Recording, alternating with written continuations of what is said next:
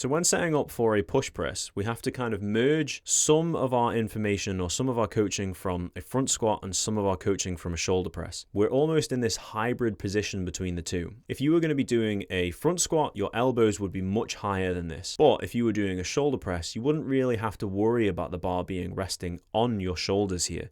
So the reason that we have to have the bar in contact with the shoulders is because when we dip and use our legs to drive the bar off our shoulders, if you don't have the bar on your shoulders, you're losing a lot of the potential momentum increase from your legs. However, if we have our elbows too high, we aren't in a position to be able to perform the shoulder press component, which comes after the leg drive. So that's why we have this kind of like mixed position of elbows are kind of up and the bar is resting on our shoulders, but it's not so up that we are in a rubbish position to be able to actually perform a shoulder press. But if we were to consider the order in which things happen, we have to set ourselves up and be strong as if we are about to push with our shoulders. So my stomach is tight, my glutes are tight, and everything is ready to begin pushing. But this stays tight as I then perform a very short, shallow knee dip. So my knees push forwards and the torso stays upright. That's a very important point. When we dip down to do this part of the movement, we need to make sure that we don't lean our torso forwards. So in some ways, it's very similar to our front squat.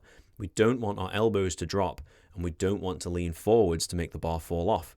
And then use the upwards drive of that movement to get the bar off our shoulders, and then our arms and shoulders finish the movement off. The legs are the first gear and the shoulders are the second gear to finish the movement. If you don't have the prerequisite range of motion to get a full overhead movement, then you may struggle with the finishing lockout position of a push press. And if there's any mobility work that you need to be prioritizing over an increase in load on push press, then that is going to be the best way for you to maintain some longevity within your gym training. Another subtle difference between a push press and a shoulder press is the wrist position. When we perform a normal shoulder press and we don't have the bar rested on our shoulders, we set our wrists to be in a straighter position rather than resting back like this. If I was to do a shoulder press with my wrists in this position, that wouldn't be as strong. However, because the bar is resting on my shoulders, I don't need to worry about that because I'm using the legs a lot to initiate the lift. And then this wrist back position becomes advantageous to get the lockout because it means that the weight is just fractionally further back, which helps with being stable in this overhead position.